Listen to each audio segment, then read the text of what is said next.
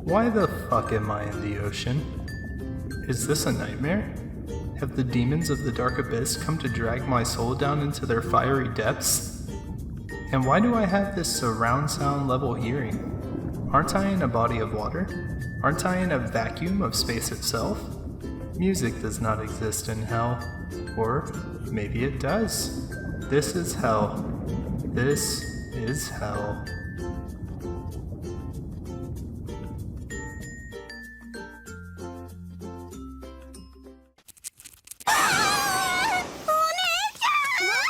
We live in an age of the internet that is impressive to say the least. Where once the job market was almost purely based on a college degree and prior experience in the more traditionally styled workforce, the internet has opened up new avenues that have served to inspire the younger generation in regards to their future careers. It's pretty interesting how people can work from just about anywhere, specializing in areas like technology, freelancing, or talking about animated women. It's very interesting. I feel almost lucky to have grown up in a time where YouTube as a career was just starting to materialize because it's always given me a sort of hope. I think back to a lot of the greats of the time like Markiplier, Jacksepticeye, and a bunch of Minecraft YouTubers like Captain Sparkles, Aphmau, and many more. These figures that were just normal people whose lifestyles were spurred from recordings of them playing games with friends. I've mentioned before that oftentimes I'm pretty quick to pick up a hobby and drop it later. I've been this way ever since I was young, and because of that I've always worried about what a future career might look like for me as a person that generally doesn't get too attached to certain hobbies. Regardless of this aspect of myself though, one thing I've noticed is that content creation has captivated me since a young age, producing a lot of cringe YouTube channels that I'm honestly not proud of in the slightest. It took me a while to settle on what type of YouTuber I wanted to be. At one point growing up, I was a Minecraft YouTuber, which in light of modern day standing makes me feel like I dodged a comically sized Mario Kart bullet. Growing up a little more, I started doing gaming videos, and now we're here. You might be asking, what was the name of these channels, Nepasawa? And to that I say, no.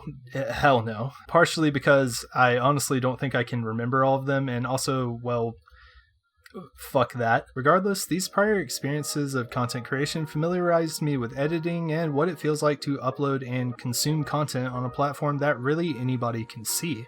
That's why, in a nostalgic way, I'm happy I at least tried to do videos growing up, regardless of how shit those videos actually were and their forced comedy and little actual editing. That said, the field of content creation is something of an enigma because while it promotes these feelings of creativity and a lifestyle like no other, it also has an ugly side that a lot of people tend to overlook, just as I did growing up. At the time of writing this script, I've been watching a little anime you all might have heard of recently called Oshi. And I know, I'm late, but hear me out. This anime could not have aired and blew up in quite possibly a more worse time for me as a content creator. I have been itching to make a video on this anime, and it just so happened that upon the release of the first episode, I was about to undergo my journey through college finals. Scary, I know. Actually, I didn't sleep for over 36 hours, I know. Oshi was what some would consider a mild shock, while others would consider it a swift kick in the dick, as the dark reality of the entertainment industry violently beats you into an understanding that people aren't objects. Now, because we don't live in the 1900s, where husbands turned their home into a Donkey Kong domestic bounce house at the side of a burnt sandwich, I believe I can say that this concept of people being perceived as, well, people is something shared between the common person that you might interact with today. Because of that, Wait, hold on.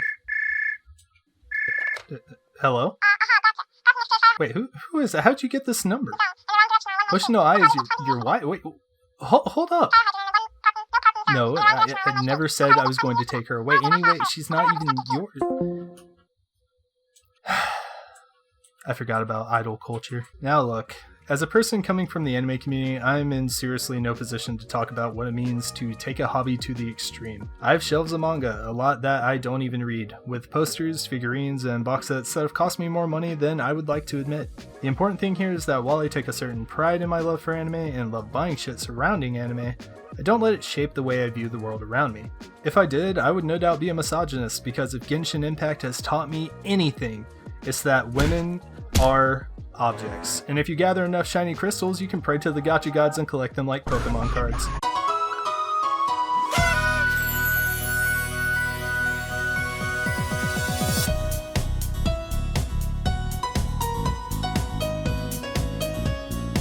Now, think what you want here, but unlike anime where the focus of the audience's obsession tends to be geared towards certain shows and characters that are made up of line art and pen strokes, idol culture revolves around real people with real lives. I like to think of the gap between these two concepts like this. With a hobby like anime, the focus is based in fiction. The characters, the story, the relationships, and developments of the world. It's all based out of the confines of a person's imagination, which in the case of anime like Goblin Slayer is pretty worrying sometimes. With idol culture, however, we're faced with real people. People who have to use multiple faces that they're burdened with showing on and off camera, and interpersonal workings that are all based in an unfair non-fiction reality. This was one point that was well illustrated throughout the first episode, if you can call a whole ass movie an episode anyway. That said, I honestly think the choice to format the prologue to Aqua's revenge story as a movie was a really good decision, because there's just so much packed into the first episode that might be taken away from some of the later concepts that arise in Aqua's search for revenge. Instead, we get to focus on Ai, coming into the series with the perception of her as an idol first, and as messed up as it sounds, a person second. It's the little parts littered throughout the first episode that really lay out the mentality of a toxic stan-like fanbase in a way that makes the audience pull back.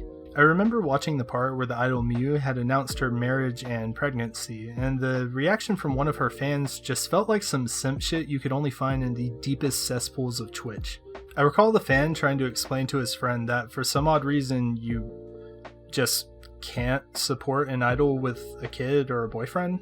And to take it a step further, bro really thought about offing himself for the chance to enter a Family Guy styled sperm race to Miu's womb. Why was this his first reaction? I couldn't say, because to be entirely honest, it defies any form of logic that can be produced by the human mind. This guy, ladies and gentlemen, he is on some meta shit right now. Even the main character, back when he was a doctor, initially found himself struggling to align his decision to help Ai give birth as a medical professional in place of his views as her fan. The interesting thing about these reactions is that they aren't far off from the sort of obsessive mindset of a genuine stan community. We see these reactions really anywhere in the world with people like celebrities, artists, online influencers. These people who have showcased a unique skill or product that's special to them and have in turn gained an audience because of it. Their work demands a certain level of respect, admiration, and, in a very loose sense, love from their viewers that can sometimes turn into a sour obsession, where the creator is objectified in the eyes of the people who watch them.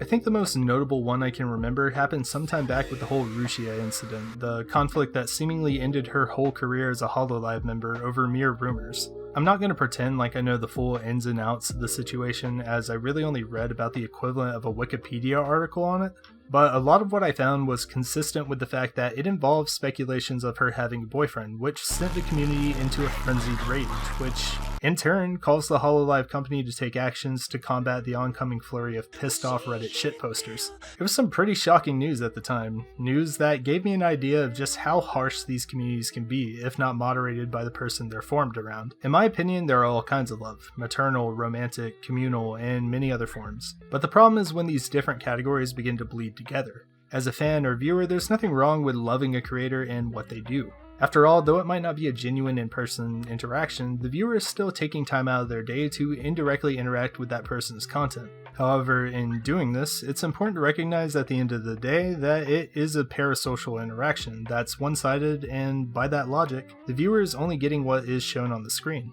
I'm no expert on how a person should consume content, but I do believe the way in which I view creators has allowed me to better understand how they make their content while giving me an appreciation for why and how they do what they do.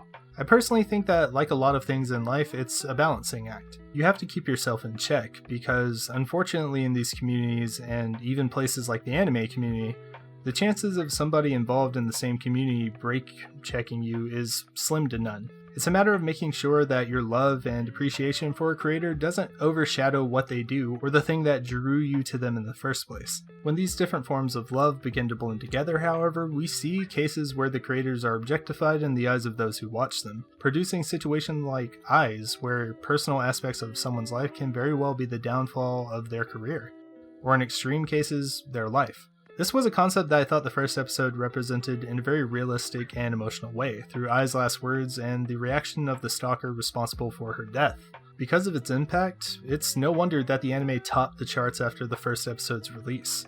Outside of the first episode though, we're given the ins and outs of the entertainment industry, a place whose inner workings are not always openly displayed to the public. I had originally took a bit of a gap in watching the first episode and the ones following it, but episode 2 and onward did just as good a job throwing me back into the darkness of the entertainment industry as episode 1. I think one thing the series has done a really good job at representing has been the disconnect between effort and results within the industry. Throughout the anime, the entertainment industry is often painted to be something of a gamble, with performers and creators serving as chips. After Ruby's rejection with the idol group she had hoped to join, her conversation with Miyako spelled out the reality of the system and how it plays those it draws in. We learned that regardless of how optimistic or hardworking one might be, effort does not always equal results. There's a lot of inner workings in the industry that decide a performer's role. Things that inexperienced people have to learn through a plethora of failures and bad calls that might negatively impact their career.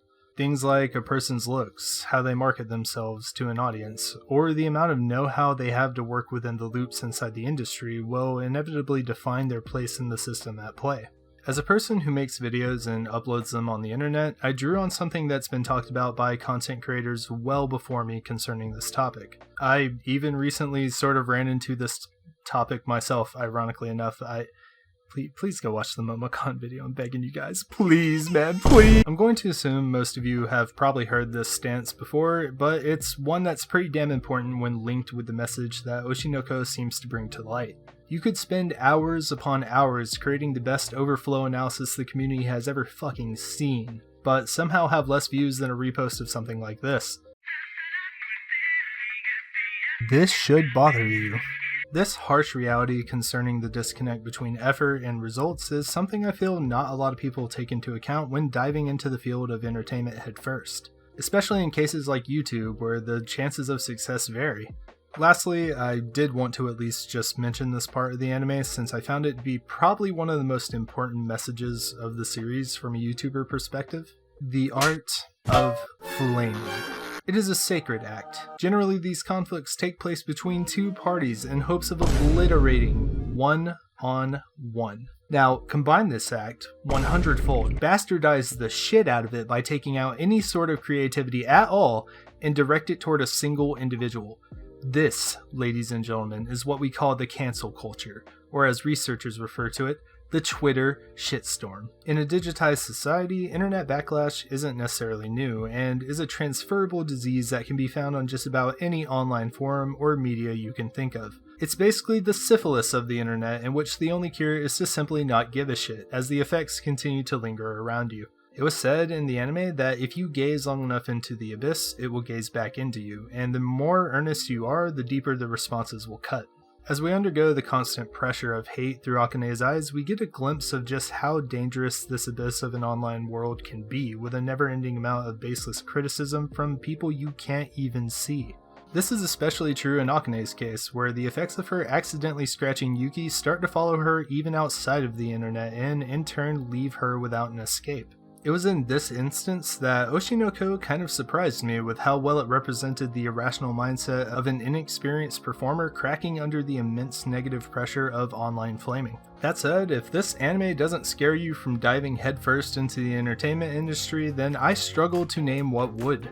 I think there's a lot of people that can take something from this anime that would serve as a helpful message going forward, be it an influencer or even a performer. So if you got time and are not among the already existing fanbase that's frothing at the mouth over this anime, I definitely think you should give it a try.